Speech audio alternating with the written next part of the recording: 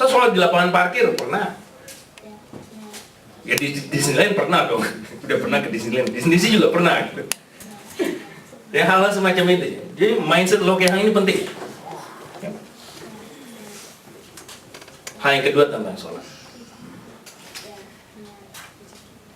Tentang wudhu, ini mindset lagi. Di Indonesia,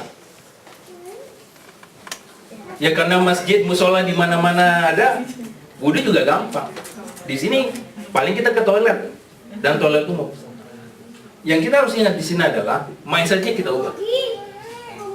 Pertama bahwa kita keluar rumah sudah wudhu, jadi defaultnya tuh kita sebisa mungkin dalam keadaan suci. Gitu. Mau sholat, tinggal sholat. Nah, kalau wudhu pakai air sedikit aja. Rasulullah dulu wudhu airnya pakai seberapa sih? Pakai air mengalir? Enggak kan? Air sedikit. Jadi kalau di Indonesia mungkin kita biasa air kucurnya panjang, banyak. Di sini sedikit aja. Hal yang kedua. Yang ketiga adalah kaki jangan naik di wastafel. Ya, ini penting. Ini penting. Karena kalau kita wudhu di tempat umum, di toilet umum gitu ya, orang lain bisa masuk dari kita. Dan kita harus menunjukkan, karena seperti yang Mas Doni bilang tadi, bahwa kita ini duta-duta bangsa yang ada di sini. Kita harus menunjukkan bagaimana kita bersikap, ya, etiket kita itu bagaimana. Itu penting. Jadi kaki tidak naik di wastafel kan bisa cuci kaki begini gitu. Dan kalau kita keluar rumah sudah ada wudhu gitu ya, sudah ada wudhu, keluar rumah pakai kaos kaki, pakai sepatu, nggak usah buka sepatu kan gitu.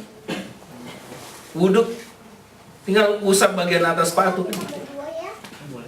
Iya begitu. Ada ustadz, saya bukan ahli fikih ya, ini Ustadz Abdurrahman itu bisa beri jawaban nanti kalau pertanyaan fikih, atau ke acara Kimochi Ustadz Jelani besok gitu ya. Nah, yang keempat adalah keringkan tempat kita wudhu. Karena kita tahu toilet itu kering gitu. Wastafel itu kering, dengan kita wudhu barangkali air tumpah-tumpah, bagaimana kita keringkan. Kalau perlu kita bawa lap atau selalu bawa sapu tangan kain. Selesai wudhu keringkan.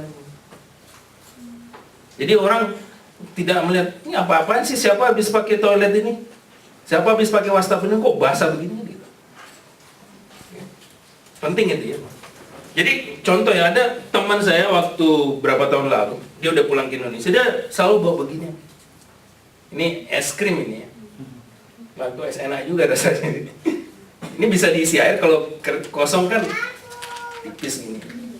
Nah, diisi air aja lagi. Bisa untuk wudhu di mana aja gitu. Praktis. Contoh aja untuk, kan kita ini kan tips ya. Jadi tolong perhatikan hal seperti ini. Mindset itu kita ubah semua. Di mana bumi diinjak, di situ langit dijunjung. Bukan berarti kita menjunjung orang Jepang gitu. Kita ikuti kebiasaan mereka supaya kita tidak mengganggu mereka. Itu soal wudhu. Oke. Puasa ini orang Jepang suka bingung. Ah gila lu puasa. Ini musim panas lagi, nggak mati apa?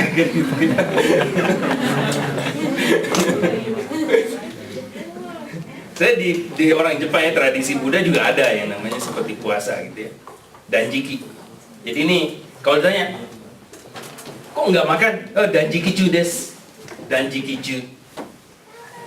Danjiki itu sebenarnya nggak boleh makan aja ya, minum boleh ya. Itu tradisi Buddha.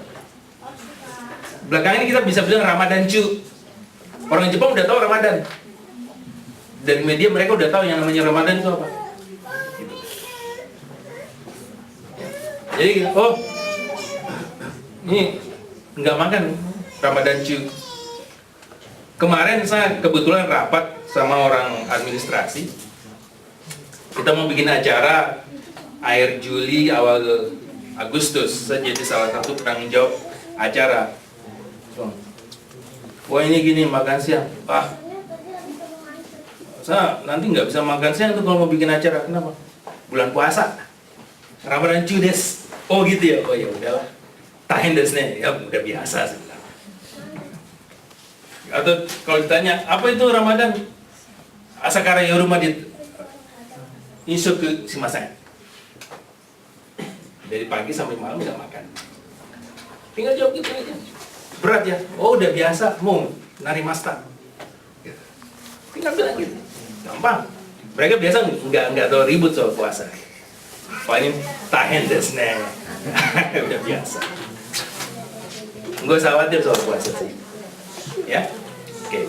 Nah, saya punya waktu berapa nih? 20 menit ya. Mudah-mudahan bisa cepet ini. Nah, berikutnya puasa itu nggak makan, nggak minum gampang. Makan susah. Makanan halal ya. Ini Mas Doni apa yang sponsor bagi-bagi kari gitu. Terima kasih sama Mas Doni ini. Ya makanan halal. Oke. Di sini yang pakai iPhone siapa? Tolong angkat tangan. iPhone. HP sejuta umat. Iyalah, HP sejuta umat iPhone itu di Jepang ya. Di Indonesia BlackBerry. Yang pakai iPhone. There's an app for that. Ini Mas Asrul yang buat. Yang belum install, tolong install ya. Cari aja halal Jepang.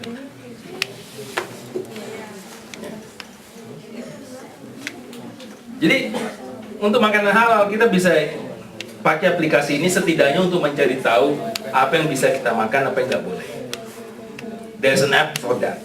Halal Jepang. Apa yang ada di dalam sini, database-nya di sini adalah sebagian besarnya berdasarkan usaha dari Mbak Seri di Nagoya. Ya, beliau punya situs di junjungbuih.multiply.com ya. Mbak Seriawati. Kalau klik di tag info makanan Jepang akan muncul ini. Yang dibilang halal, yang haram itu ada. Kenapa? Atau yang di Facebook